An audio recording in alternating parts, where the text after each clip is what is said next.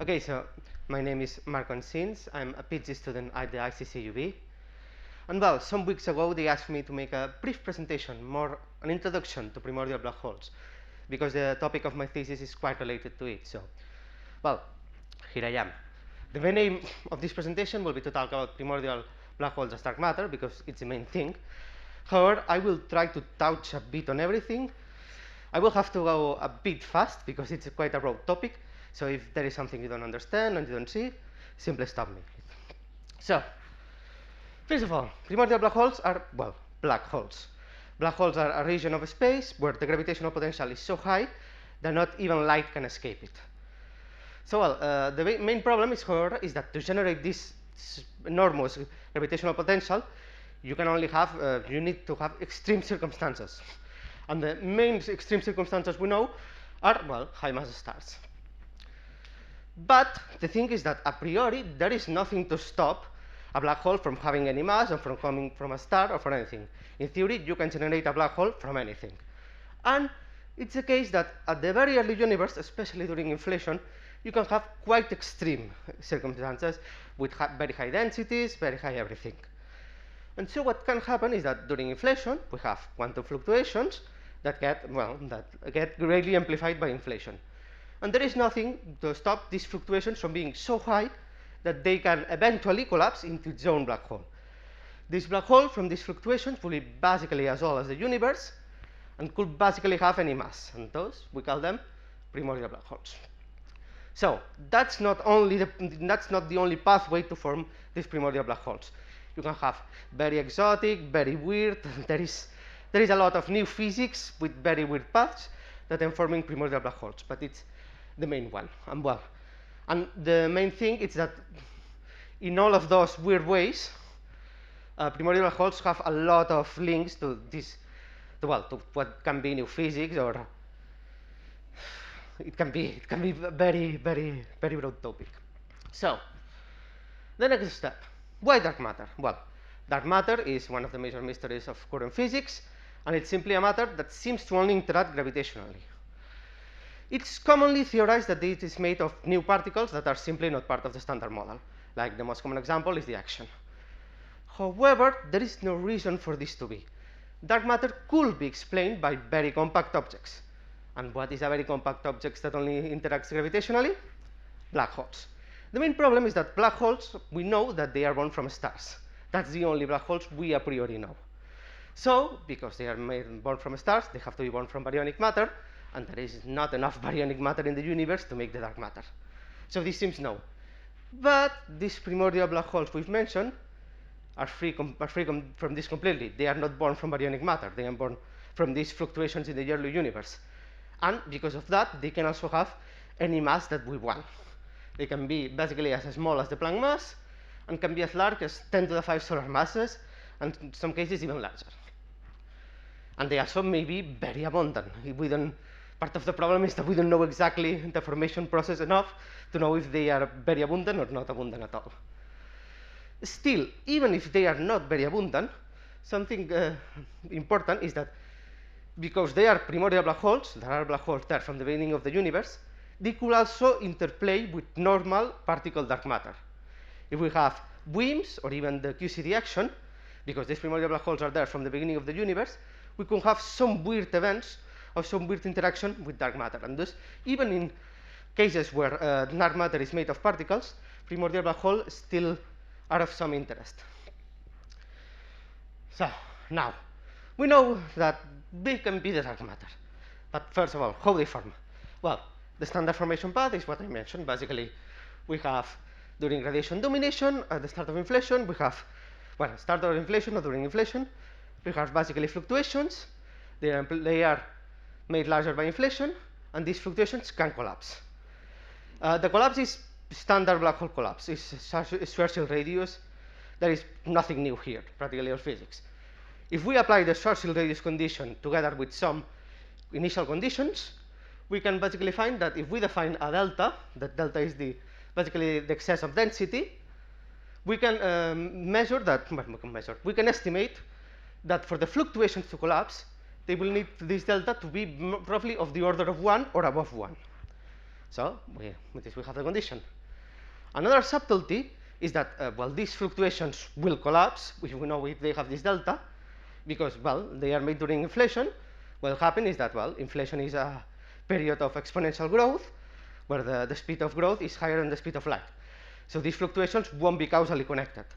What will happen is these fluctuations will expand, and then once inflation ends, the horizon that starts quite small starts growing, and at the point when these fluctuations re-enter the horizon is when then they will be causally connected again and will collapse.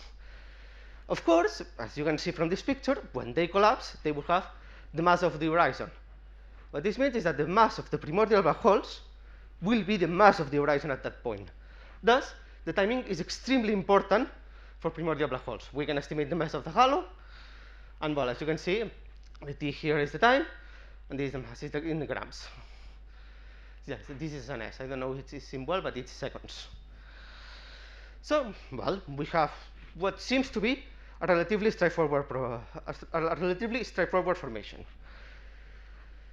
Problem: we go at the CMB, we look at the fluctuations we see at the CMB, we look at the delta that this will correspond, and we find that the delta is 10 to the minus 4, 10 to the minus 5.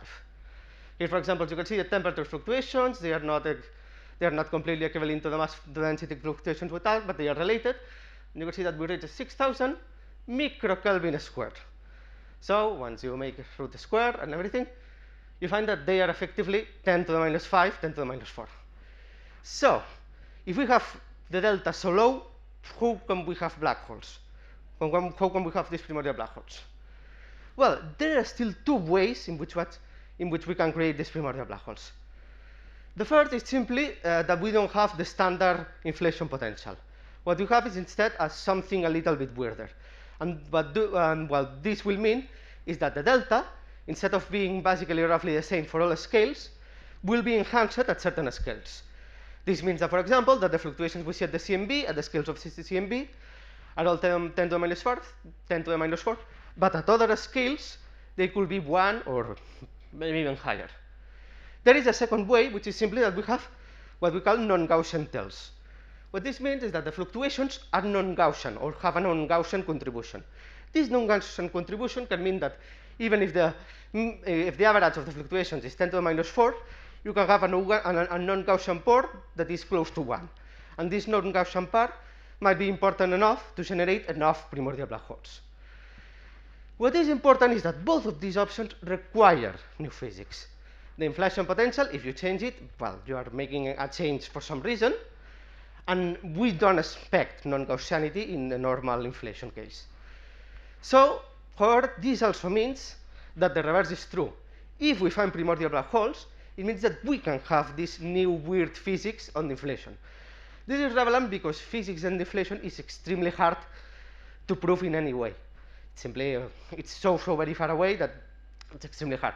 And thus, primordial black holes, why so many people are always writing papers non-stop and everything about them, is because of this. Because if we find primordial black holes, they could finally prove certain inflation models or not. So, now that we know the formation, do they exist? The answer is maybe. So, what we can do is, we have these primordial black holes, and we can estimate the effect they will have for a certain mass and a certain abundance. What we have here is what we call the abundance. This abundance is measured normally in terms of the dark matter, because it's primordial black holes can be the dark matter. And so if we want primordial black holes to be dark matter, they will need to have abundance 1 here. If we estimate the effects they will have, we find that there are certain observational consequences that mean that they cannot be the dark matter, or they cannot have a certain abundance at certain levels. The main constraints come from three terms. Evaporation here, that's primordial black hole evaporation. Microlensing here. And finally, gravitational waves. There are other terms here and higher masses, but gravitational waves is normally the most important because it's the most promising and the one that we hope will finally solve everything. So, microlensing. Microlensing is simply gravitational lensing, but on micro scale. Basically, well, this is a case of normal gravitational lensing, but instead of seeing these two images, what happens is that we instead see those two images in the same pixel. So rather than seeing the normal case lensing, when we see two images, we see a single image, but brighter than it should be because it has the emission from these two images. This is like a bit chaotic, but it's in fact very simple to understand. So this is what we call microlensing. Now, microlensing can be extremely useful because when you can make geometric optics approximation and you can assume that that both the source and the lens are point source, are point-like, you can make a lot of approximations and you can estimate basically the effect of the microlensing only through the masses and the distances. This is extremely useful because it means that you can put a telescope looking at a star and seeing the rate of microlensing events, and you can estimate the rate of microlensing events that you will see if primordial black holes had the density of the dark matter and were as common as the dark matter. This means that these constraints, well, they are extremely useful and they are very powerful. However, the problem is that not everything is so simple, and these approximations break down. Particularly, the point-like approximation, when it breaks down, we have finite source effects. Finite source effects are very nasty because they basically completely erase the effect of microlensing. So when you start having them, it's basically over. This is the condition for basically finite source effects. And the main problem is that primordial black holes of very low mass are also very small. And so we start having finite source effects relatively quickly when you go to masses below the lunar mass range, which is the reason why here you can see that the microlensing basically goes down as this. So the next step, black hole evaporation. Black hole evaporation is also fairly straightforward. We have Hawking radiation. Hawking radiation is the emission of energy by a black hole. It's normally in terms of particle, but it's energy nonetheless. So this emission comes from the fact that we can, due to quantum effects, we can associate a black hole with a temperature. This temperature depends on the mass of the black hole, and is normally inversely proportional. So if you have a very high mass black holes, it will be effectively very cold, and if you have a very low mass black hole, it will be effectively very hot. Here, it's basically a simple formula. From this, because the emission will be related to the temperature, it's basically very close to black body spectrum, we can then compute a lifetime. If this black hole is isolated, what will happen is that it will emit energy. But if it's isolated and it does not accrete, then this energy will have to come from its own mass. So what will happen is we'll start emitting, until it has no mass left. Because as mentioned, the temperature gets higher the lower the mass. This is also, like you can see it, a self-feeding effect. It emits more energy, it gets lower mass, it emits more, and so on. So you can estimate the lifetime. Problem, as you can see after doing all the computations, the lifetime, it depends cube, and so you have to go at very low masses so that it has any kind of meaning. In this case, you can see that when you go to 10 to the minus 15, 10 to the minus 16, you then start getting, well, no, in fact, you need to go even lower, but you start to getting close to the age of the universe. But basically, any kind of higher mass has completely no effect.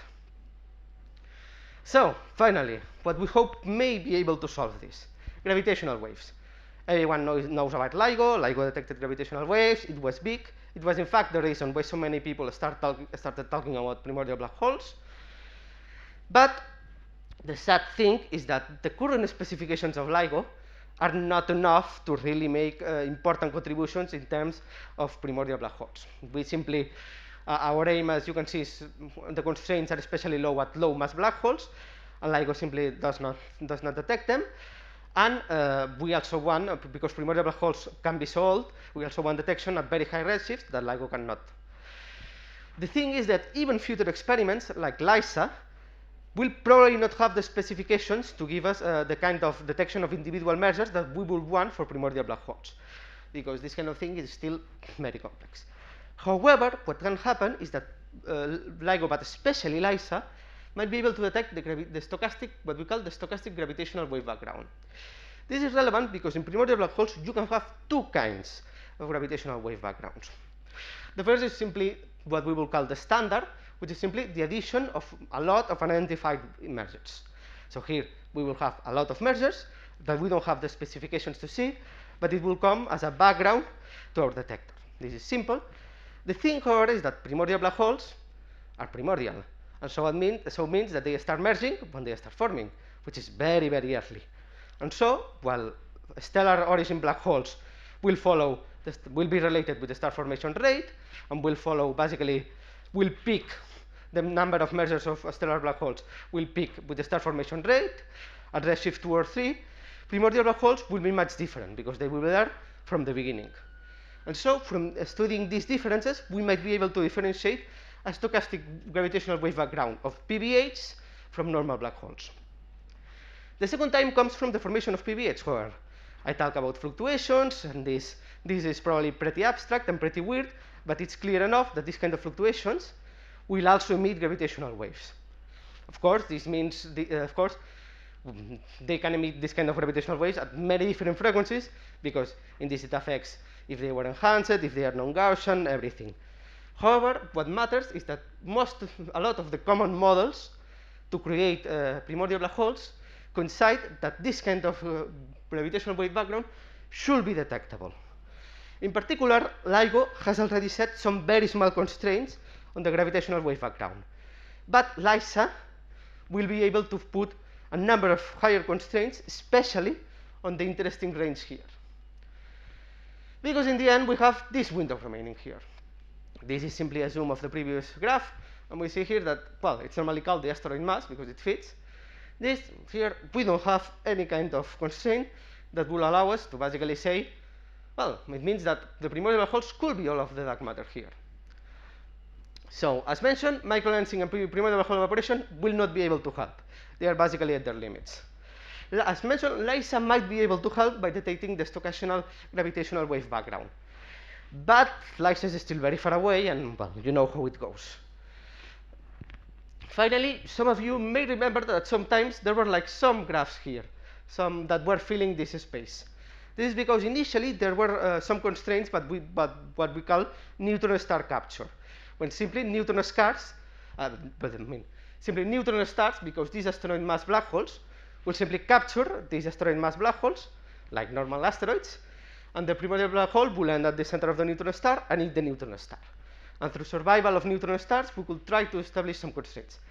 The problem is that these constraints were used, well, they were made using some assumptions regarding globular clusters that seems that they are not right. So currently they are considered unreliable and not that great.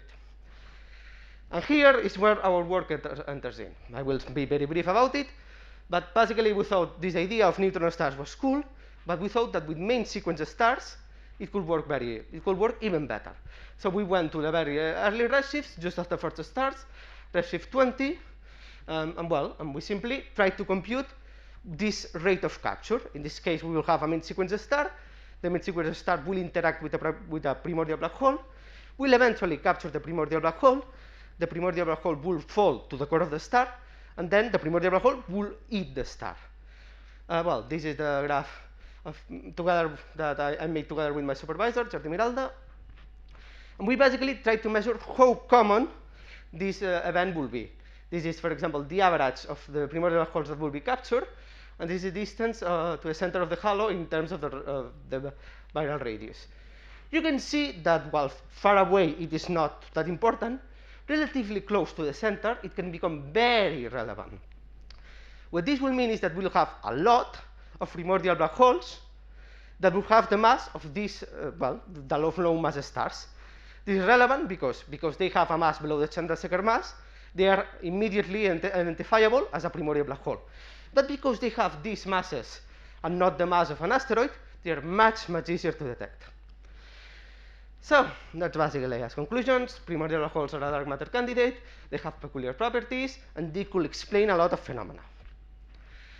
While they don't require adding a new particle to the standard model, they do require new physics, particularly on inflation. The same way, however, they can also be a very good way to probe the inflation physics, because otherwise it's extremely hard. A large number of constraints exist, mostly coming from microlensing, primordial black hole evaporation, and gravitational waves. However, microlensing and primordial black hole evaporation seemingly reaching their limits and will not be able to help constrain the picture anymore. Gravitational waves are what everyone is hoping that will solve everything. but it is still basically lies and further observatories are still very far away. And finally, there's still an important window when 10 to the minus 16 to 10 to the minus 11 solar mass primordial black holes. Personally, our work has been focused on trying to help constrain this window a bit, but still a lot more work needs to be done. And that's it. Any questions? Thank you, Marc. There is time for questions.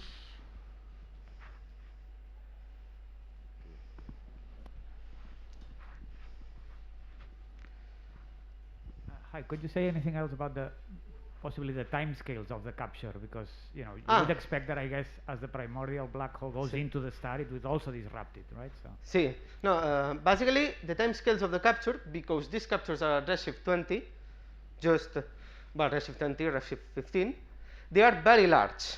However, the primordial black hole really is not affected by basically the capture until it falls to the core of the star. Then it can grow a lot larger, and it may be able to disturb a bit the dynamics. But until that moment, it's simply too small to affect in any way either the star or the system. Is that it? Or? Hi. What is exactly the process you propose that eats the star when you say that you capture the primordial black hole? Because there are these objects called Thorne-Zitkov or Zeitkov objects, which are neutron star inside of a red giant, and some stellar models have shown they can live essentially like that for a very long time. So the compact object is a sort of energy source for the star, and it doesn't really fall into the compact object. So the main issue is that the primordial black holes, because they start very small, 10 to the minus 12 solar masses, they will fall to the core of the star when they are very small.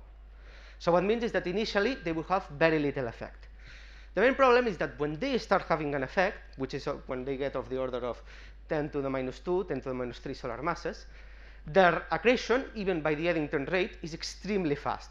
So the period where basically the primordial black hole could affect the star around it is, I think, below 100,000 years. It's possible, but it's extremely short. Okay, so these, I'm not too familiar with the topic, but these objects where you have a neutron star inside of a red giant, you say there must be very short-lived then.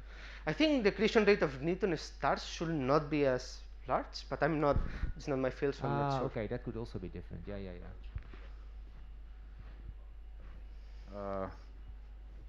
If there is no question, I will make a comment related to this, because in principle, even in the case of black holes, I'm not sure how you did your estimate, but you may include mechanical feedback, because these black holes, actually it has been computed for compact objects in general inside stars. Also in the line of these objects, Marc was mentioning that you would have some wind or jet in the accretion process, which would regulate the accretion process. It could be quite significant. Maybe one order of magnitude, maybe less, maybe more. In case of particular stars, I'm not sure, but there were simulations in the case of neutron stars where the primordial black hole falls to the core of the neutron star. And the conclusion is that, well, I think there were some kinds of process, they were simply not relevant enough. So it's basically the primordial black hole, we already guessed that the accretion is Eddington limited, so it's already probably not as fast as it could be. And well, simply the disruption, a large part of the problem is that simply most of the time that the primordial black hole is at the center of the star, it will be very, very small.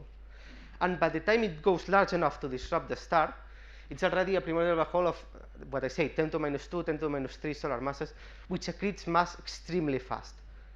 So it's, my guess is that it probably has an effect, but even if it has an order of magnitude effect, by the time that the primordial black hole is 10 to the minus 3, 10 to the minus 2 solar masses, it's not relevant to the whole time scale of the process.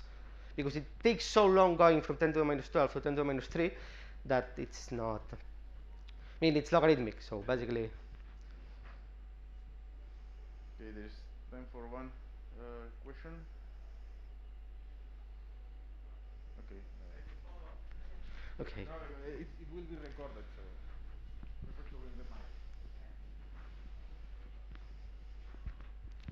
So just to follow up, so you're assuming that the accretion is Eddington limited.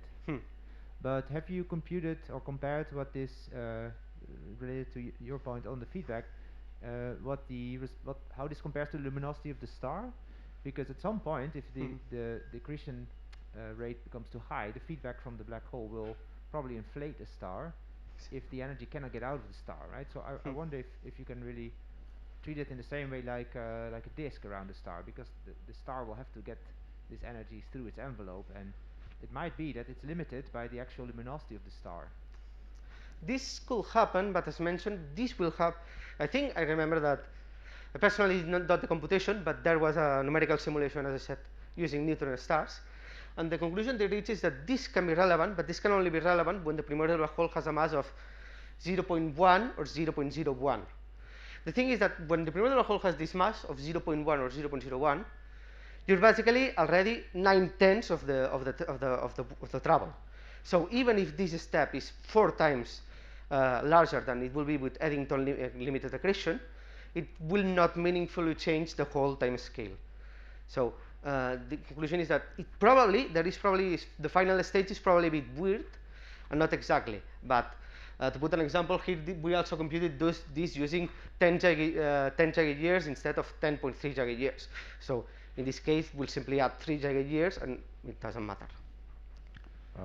Okay. If you have further questions, you have some time now to discuss. Let's thank again Marc, the speaker of the session, and let's begin in 25 minutes. Okay, so 10 minutes to 12.